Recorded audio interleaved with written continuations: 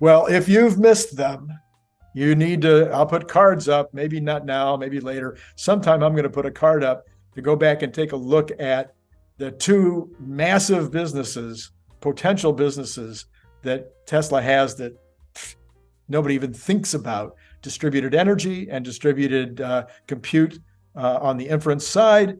We've done those two programs just recently. Brian Wang, our science guy, who has this giant website. Do you know how many articles are on the website now? Over 30,000, about 35,000. 35,000 articles. So start reading. Be like Elon. He read the encyclopedia as a child. He said he didn't read all of it. He admits now that no, there were some things that were way too dull, but he literally was reading the encyclopedia. So go on the new encyclopedia. Let's face it. I mean, this is current encyclopedia information that you can go see every single day at nextbigfuture.com, the number one science blog in the known universe. Yeah, it's true. Okay. All right.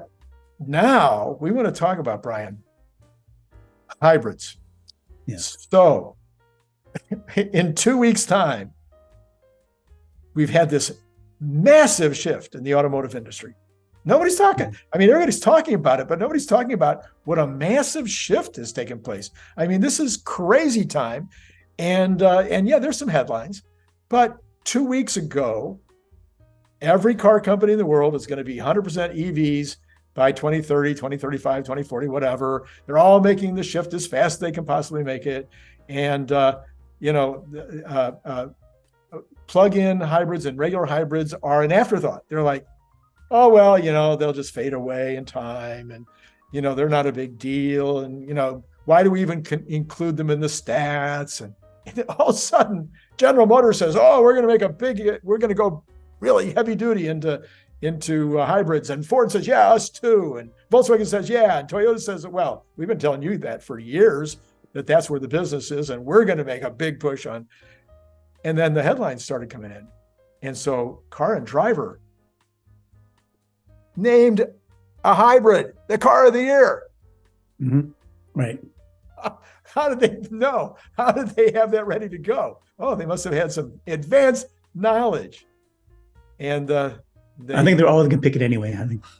You think they were going to pick it anyway? Yeah, probably based on some advertising dollars Toyota gave. That's what I'm thinking. Okay, so well, anyway, so now all of a sudden, all of the legacy guys are back thinking that they're going to really push on this hybrid side of the coin. So number one, let's talk about why you think the legacy guys made this decision and how it happened that all of them made it at the same time. Was there a lot of talk in a smoke-filled room, or what's going on?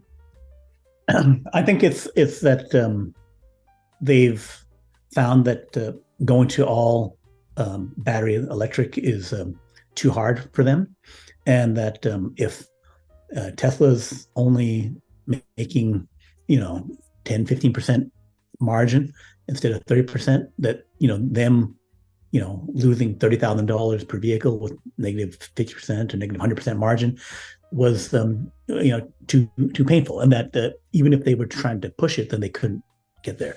So the pause lull that's occurring right now is letting them kind of reset and just focus on a more achievable goal for them of going to just all hybrids. Okay, so I am a newspaper in 30 years ago, and so I end up with a hybrid. I end up with a newspaper that I'm still delivering to way fewer homes, but I also have a newspaper online. So now I've got a hybrid. I'm doing both somehow. I don't know how they're making any money at all on the print portion of the newspaper, and most of them say they can't make any money on the other one either. So it seems like that approach of doing hybrid didn't work out very well for the newspapers. Isn't going to work out any better for the car companies. No, I don't think so. I think that hybrids are a dead end. That you saw that in Norway, where Norway's gone to like 95% EVs, they, in the transition, as they went higher and higher from 20%, whatever, they had about a third, or a half of the EV sales were hybrid until they got past about like 50%. And then hybrid shrank to almost nothing as they realized, okay, we have all the charging stuff built out. And so I don't need to have, that the extra gas part, because if I'm running a hybrid, in most cases, I'm going to be still burning quite a bit of fuel, and also the maintenance and all the other costs are still high. So, that being the case, so I think like right now we're at, $80 to $100 per kilowatt hour, dollars per kilowatt hour for the batteries, and we're going to get to $50 per kilowatt hour, right? And so then if we're already kind of comparable on the price between EV and hybrid slash gas, then the crossover point will happen. Probably when something like the next platform vehicle for Tesla comes out. Maybe. That's when you're substantially lower, at $25,000 versus $35,000. So then, if you push onto that level, if you can make that vehicle, then that's when you dominate on price and performance and everything else. Okay, so if we look at it as four tiers, actually there's four tiers. I think if I look at it this way, so the traditional thing was an ICE vehicle, 100% internal combustion engine. That everybody would agree is going away. It's only a matter of when. So then you've got a basic hybrid, which does not plug in, which costs $1,500 to $2,000 more than the equivalent ICE vehicle. Then you've got a plug-in hybrid. Are they more expensive than the hybrids that don't plug in?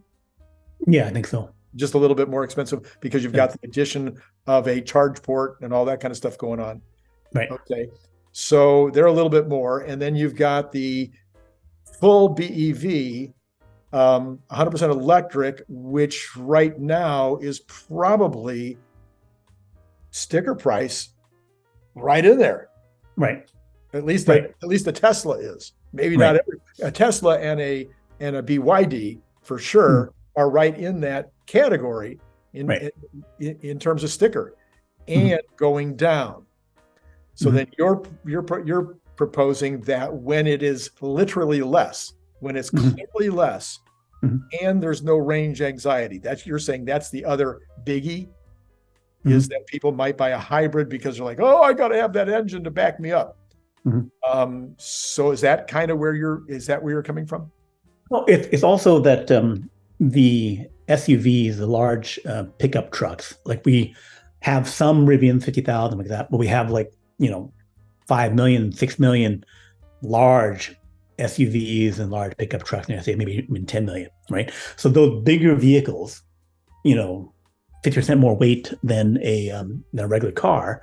We're only just now starting to get, Cybertruck coming out to take that. So the pure BEV option, no compromise, is not quite there yet for that thing. And for the United States, that will mean that you have this market for a hybrid SUV, which is what BYD is selling. And BYD sells, 3.5 million cars this year. Half are hybrids that are SUV type bigger vehicles over there. Right. So China's going all EV except for bigger hybrids. So in the market like the United States, where you have a lot more bigger vehicles, then you have a longer time until Cybertruck, Cybervan gets up to scale. So there's a gap. So for those who have interest in the environment, and whether that's an interest in just not breathing in smoke, or whether it's an interest in the CO2 issue, do the hybrids help that much compared to their ICE equivalent? Yeah. So we know that a Prius, can get, say 20% better gas mileage. 20%. Even without, if you would also have the ones that are more intense plug-in hybrids where you don't just run the electric with the gas, you say, okay, I'll run all electric when I can, say up to 50 miles, 80 miles or whatever like that. And then if I'm only doing in-city driving, it kind of runs like a BEV, except for the fact that I'm carrying around 500 pounds of gas tank and engine or whatever like that. But it's other than that, it's like a BEV. Yeah. So yeah. And then on the plug-in hybrids, I think I read some statistics where they did some studies where, because we're lazy humans, and you've got the gas there, people were not plugging in their plug-in hybrids. And so it was ending up being not that much of a benefit. Right. But I think also it's the fact that you're not really saving on the environment, but the regulatory side says they must have their fleet up to like 40 miles per gallon, up from like 35 or whatever. And that was already causing the Volkswagen of the world to dieselgate and to cheat in order to meet the regulatory requirements, right? So now it's like, okay, in order for me to get to another stepped up miles per gallon, I got to have more hybrid in there in order to get in the next 50%. And I have to get the hybrid more and more in order to hit those elevating standards.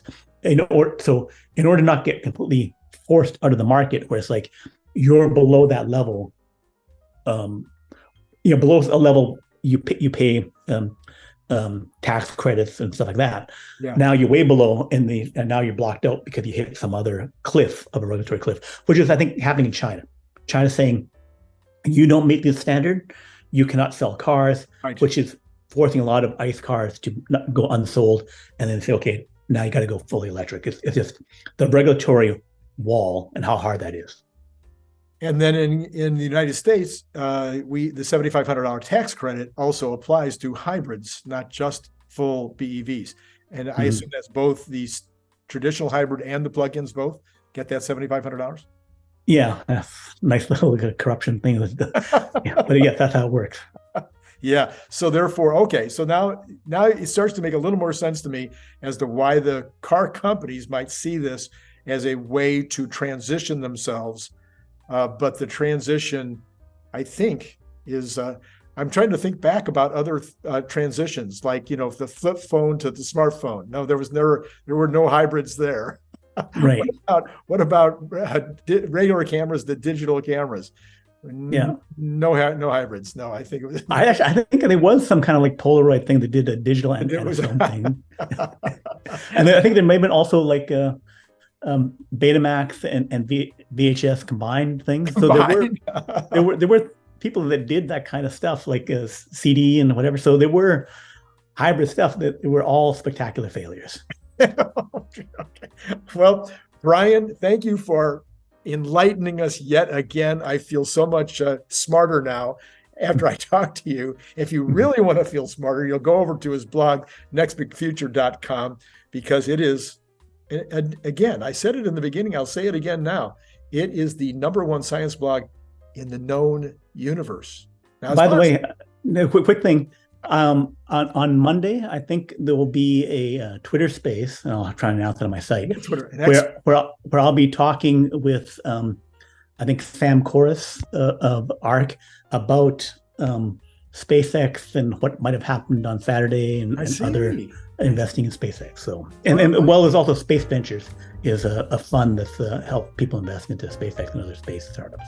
Nice. All right. Well, yeah, people should definitely go check that out. All right. Brian, thank you as always for helping us out. And for all of you out there, it has been phenomenal. Absolutely wonderful speaking to you today. If you don't mind, I do want to pitch my little device here. I have these little devices for $25. You can't believe how cool this is. Look at how thick the stainless. I mean, holy mackerel! It comes in a camo as well. It's a can opener. I mean, I'm sorry, not a can opener, a bottle opener. So you got your bottle opener here too, and it's got a magnet on the back, so you can slap it up on your fridge.